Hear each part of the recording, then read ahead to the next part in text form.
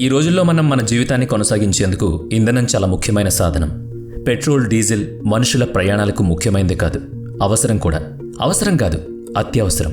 అందుకే petroleum, charcoal వంటి చమురు ఉత్పత్తులు కూడా విస్తృతంగా ఉపయోగించబడుతున్నాయి. అయితే ఈ ఇంధనాల ఆవిష్కరణ ఎప్పుడు, ఎలా జరిగింది? పెట్రోలియం ఆవిష్కరణకు ముందు మనుషులు తమ రోజువారీ పనులను ఎలా నిర్వహించేవారు? ఈ ప్రశ్నలకు జవాబు చాలా ఇంట్రెస్టింగ్గా ఉండబోతోంది. మనం చరిత్రను పరిశీలించాల్సి వస్తుంది కూడా. 170 సంవత్సరాల వెనక్కి వెళ్ళి చూడాలి. అక్కడే ఇంధన వినియోగం ప్రారంభమైంది. కాబట్టి 170 సంవత్సరాల క్రితం సగటు మనిషి జీవితం ఇంధనలేమితో, మానవ జీవితంలో చాలా కష్టాలు కూడా పడాల్సి వచ్చింది. ఆ కాలంలో కోట్లాది మంది ప్రజలు భూమిపై తమ జీవితాలను సాధారణ రీతిలోనే గడిపేవాళ్లు. డీజిల్ మరియు పెట్రోల్ లేని కాలంలో ప్రజలు రోజువారీ పనులను ఎలా నిర్వహించేవారనేది ఒక పెద్ద ప్రశ్న. ఆ రోజుల్లో ఇంధనం లేకపోవడం, లైటింగ్ సదుపాయం అందుబాటులో లేకపోవడం వల్ల ప్రజలు ఎక్కువగా సూర్యోదయం నుంచి సూర్యాస్తమయం వరకు పనులు చేసుకునేవాళ్లు. సూర్యుడు అస్తమించిన తర్వాత చీకటిలో జీవితాన్ని గడపాల్సి వచ్చేది. ఈ సమయంలో వాళ్లు తమ ఇళ్లలోనే ఉండిపోయేవారు. కొంచెం కాంతి కోసం చేపలు, పక్షులు, రకరకాల జంతువులను వేటాడి వాటిని కొన్ని రోజులు ఎండబెట్టి అగ్గిపెట్టెలా మార్చుకునేవారు. ఇలా ఏర్పడిన జ్వలనశీల పదార్థం రాత్రిపూట కాంతి కోసం ఉపయోగించుకునేవాళ్లు, అది కూడా చాలా పొదుపుగా. గతంలో ప్రజలు అలా రాత్రంతా ఎంతో కొంత వెలుగులో పూర్తిగా చీకట్లో ఉండేవారు. ఆ సమయంలో వంట చేయడంలో ఉపయోగపడే పొయ్యి వెలుగు మాత్రమే వాళ్లకు కాంతినిచ్చేది. రాత్రిపూట బయటకు వెళ్లే అవసరం ఉంటే ముందుగా చాలా రోజుల పాటు అందుకు తగ్గ ప్లాన్ చేసుకునేవారు. ముఖ్యంగా పక్షులు లేదా చేపలను వేటాడి వాటి నుంచి కొద్దిగా చమురు సేకరించి దీపాలుగా వెలిగించేవారు. 15, 16వ శతాబ్దంలో అమెరికా, యూరప్ వంటి ప్రాంతాల్లో చేపలు, పక్షులను వేటాడి వాటిని మంట వేయడంలో ఉపయోగించేవాళ్లు. 1700ల కాలం నుంచి తిమింగళాలను వేటాడి వాటి చమురును దీపాల వెలుగుకు ఉపయోగించేవారు. కొన్ని ప్రాంతాల్లో చేపల నోట్లో మందపాటి దారాన్ని కట్టి దీపంలాగా వాడేవారు. జంతువుల నోటికి లేదా ఇనుప గడియలకి ఈ దారాన్ని కట్టుకునేవాళ్లు. కర్రల మీద వేలాడదీసి రాత్రిపూట మషాలలాగా ఉపయోగించేవారు. ఈ పద్ధతుల వల్ల ప్రజలు రాత్రిపూట కూడా బయటకు వెళ్లి తమ అవసరాలను తీర్చుకునేవారు. జనాభా పెరుగుతున్న కొద్దీ దీపాల అవసరం కూడా పెరిగింది. ఈ సమయంలో తిమింగళాలను వేటాడడం మొదలైంది. ఎందుకంటే తిమింగళాల నుంచి తీసిన నూనె దీపాలను వెలిగించడానికి ఉపయోగపడేది. దీనికోసం చిన్న పెద్ద బృందాలుగా ఏర్పడి తిమింగళాల వేటలో పాల్గొనేవాళ్లు. దీని ద్వారా ఇంధనం అందుబాటులో ఉండేది. ప్రజలు రాత్రిపూట కూడా కాంతిని చూడగలిగేవారు. ఈ పని కోసం చాలా చిన్న పెద్ద కంపెనీలు తిమింగళాలను వేటాడేవి. దాని నుంచి నూనెను తయారు చేసి చిన్న చిన్న సీసాల్లో నింపుకునేవారు. దీనివల్ల అమెరికాకు చాలా లాభం కలిగింది. ఆ నూనెను అప్పటి కాలంలో 1700 నుంచి 1850 వరకు లాంతర్లు వెలిగించడానికి ఉపయోగించేవారు. అలా నెమ్మదిగా అమెరికా మొత్తం తిమింగళాల నూనె వ్యాపారం మొదలైంది. దానికోసం సముద్రంలో 700 అమెరికన్ నౌకలు తిమింగళాల వేటలో తిరుగుతూ ఉండేవి. ఇక 1958లో అమెరికాలోని Dartmouth college professor George Bissell ఒక పరిశోధన ప్రారంభించారు.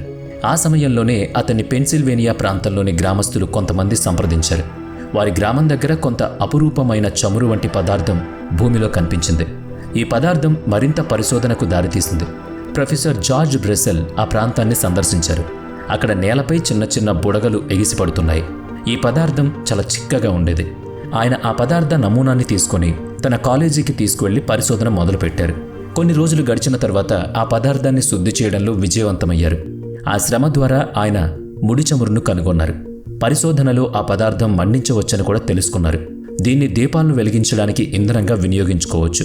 అంతేకాకుండా ఆయనకు పెన్సిల్వేనియా నేల క్రింద ఇలాంటి పదార్థాలు పెద్ద మొత్తంలో ఉన్నాయని నమ్మకం కలిగింది. ప్రొఫెసర్ జార్జ్ బ్రెసెల్ వారి గ్రామానికి తిరిగి వెళ్లి నేలలో తవ్వకాలు జరిపి లిక్విడ్ ఫ్యూయల్ను సేకరించడానికి ప్రయత్నించారు. ఈ పని కోసం ప్రొఫెసర్ జార్జ్ ఎడ్విన్ డ్రేక్ అనే వ్యక్తిని సహాయం తీసుకున్నారు. ఎడ్విన్ డ్రేక్కి ఒక కండక్టర్గా పనిచేసిన అనుభవం ఉండడంతో పాటు హోటల్ క్లర్క్గా కూడా పనిచేశారు. అతనికి పెన్సిల్వేనియాలోని నేలలో ఉన్న ఇంధనాన్ని కనుగొనడానికి అవసరమైన పరిజ్ఞానం ఉండేది. ఇంధనం కోసం బావులు తవ్వడం కష్టమైనప్పటికీ ఈ పని ఎడ్విన్ డ్రేక్ ఒంటరిగా చేసేవాడు. అందుకే విలియం స్మిత్ వంటి సహచరులను కూడా ఈ పనిలో భాగస్వామ్యం చేయాల్సి వచ్చింది. అతన్ని ప్రేమగా అంకుల్ బిల్లీ అని పిలిచేవారు. అతడు బోరింగ్, డ్రిల్లింగ్, పైపులు వేయడం వంటి కూలీల పని చేయించేవారు. ఈ పనుల్లో బిల్లీ అనుభవాన్ని ఉపయోగించి అతనితో కలిసి పెన్సిల్వేనియాలో నూనెను వెలికి తీయడానికి అన్వేషణ మొదలైంది. అయితే చాలా రోజులు శ్రమించినా ఎలాంటి విజయాన్ని సాధించలేకపోయారు. ఆ తర్వాత టైటస్ విలే అనే ప్రాంతానికి వెళ్లి అంకుల్ బిల్లీ తన కుమారులతో కలిసి అక్కడ ప్రయత్నించారు. అక్కడ పొదల్లోని భూమి నుంచి కొంచెం నూనె చుక్కను ఆయన గ్రహించారు.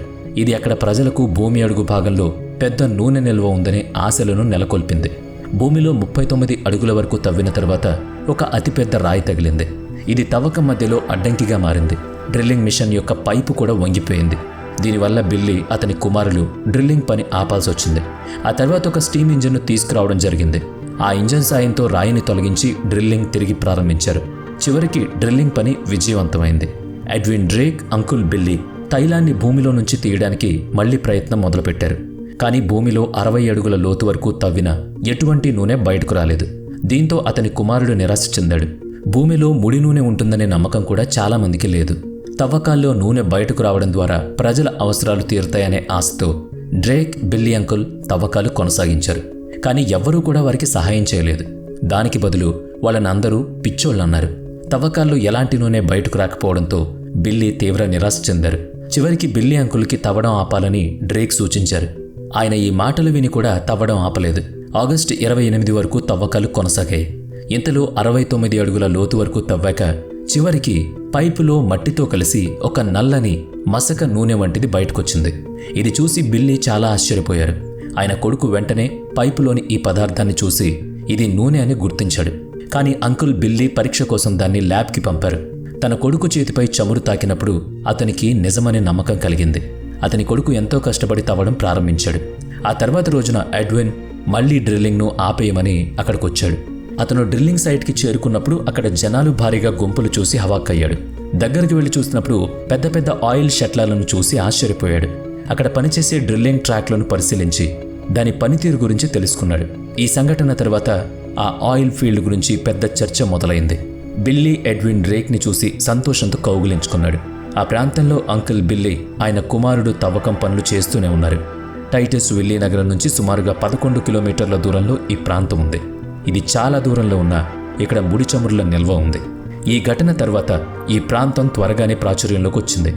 చాలామంది అక్కడ తవ్వకాలు చేయడం మొదలుపెట్టారు. చుట్టుపక్కల భూమిని కూడా త్వరగా కొనుగోలు చేశారు. ముడి చమురును దీన్ని బ్లాక్ గోల్డ్ అని కూడా పిలుస్తారు.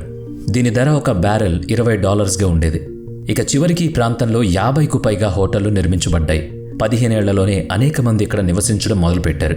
ఈ ప్రత్యేకతతో ఈ ప్రాంతం అమెరికాలో కూడా ప్రసిద్ధి చెందింది. 1866 MHZ అనే కొత్త ఇంధన వనరును ఈ ప్రాంతం అందించింది. ఇది భవిష్యత్తులో ప్రపంచం మొత్తం యొక్క ఇంధన అవసరాలను తీర్చగలదు. ఆ తర్వాత కాలంలో ఇక్కడ నల్ల బంగారం కోసం అన్వేషణ ప్రారంభమైంది. దీంతో మిడిల్ ఈస్ట్ దేశాల్లో చాలా నల్ల బంగారాన్ని కనుగొన్నారు. ఈ నల్ల బంగారమే ఈ ప్రాంత అభివృద్ధికి ముఖ్య కారణం. ఇది ముడి చమురు అన్వేషణ యొక్క చరిత్ర. మరి ఈ వీడియో మీకు ఎలా అనిపించింది? వీడియో నచ్చితే లైక్ చేయండి, షేర్ చేయండి. ఇప్పటి వరకు మన ఛానల్ని సబ్స్క్రైబ్ చేసుకున్నట్లయితే ఇప్పుడే సబ్స్క్రైబ్ చేసుకుని పక్కనే ఉన్న బెల్ ఐకాన్పై క్లిక్ చేయండి.